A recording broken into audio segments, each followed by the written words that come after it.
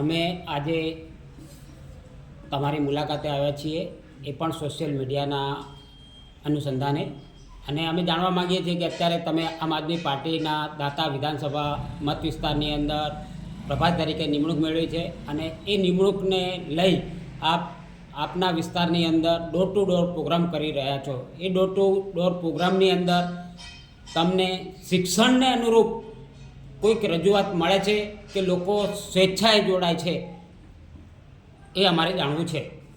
પહેલાં તો આપને અને સોશિયલ મીડિયાને ખૂબ ખૂબ ધન્યવાદ, ને મારી જાહેર જનતાને મારા તરફથી નમસ્કાર. આપને કીધું એ પ્રમાણે કે સોશિયલ મીડિયાના માધ્યમથી અને હું અત્યારે દાંતા વિધાનસભાના પ્રભારી તરીકે છું, અને અમારી દાંતા વિધાનસભામાં 3 તાલુકા આવેલા છે. બિલકુલ. દાંતા, હડાદ, અમીરગઢ, અને 3 તાલુકાની અંદર અમારી ટીમ કામ કરી રહી છે ડોર ટુ ડોર પ્રોગ્રામની અંદર.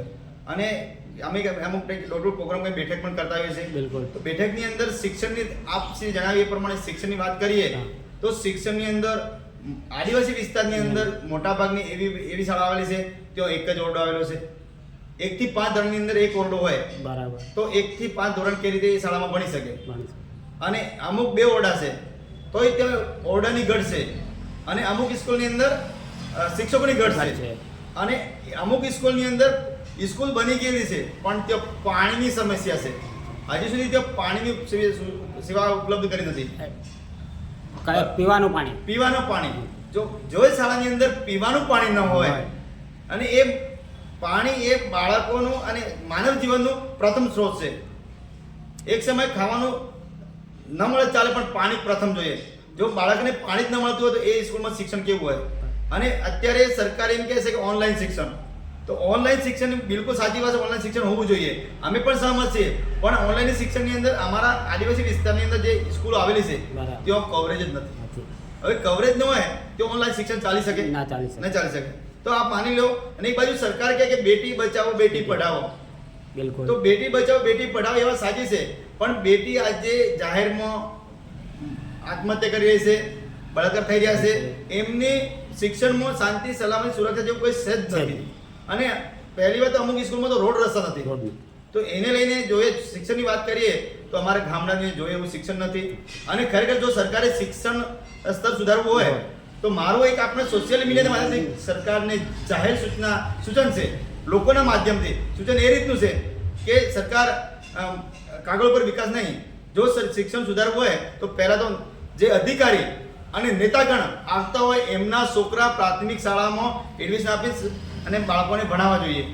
નેતાના છોકરા VIP સ્કૂલમાં ભણતા હોય અને ગરીબના છોકરા પ્રાથમિક શાળામાં ભણતા હોય તો એના પર કોણ દેખરેખ રાખે?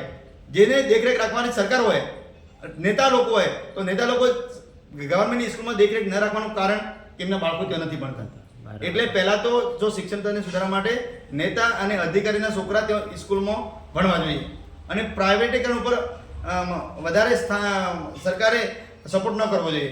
અને ગવર્મેન્ટ સ્કૂલની બાળકો ગવર્મેન્ટના અધિકારીના બાળકો ભણતા હોય, નેતાના બાળકો તો જ એનું શિક્ષણ સારી રીતે સુધી શકે એમ છે. આ ડોર ટુ ડોર પ્રોગ્રામની અંદર તમને લોકો પાસેથી આટલી વસ્તુ જાણવા મળી. બિલકુલ બરાબર, સરસ છે. તો આ યાવરણ ખરેખર લોકોની હોય તો સરકારે એના ઉપર ધ્યાન આપી અને દરેક નિશાળની મુલાકાત લઈ, અને કેટલીક નિશાળો કાગળ ઉપર બોલે છે અને કેટલીક નિશાળો સ્થળ ઉપર હાજર છે, એની તટસ્થ તપાસ કરી અને ઘટતી કાર્યવાહી કરે તેવી આપનું નિવેદન છે. બિલકુલ. બિલકુલ. ધન્યવાદ.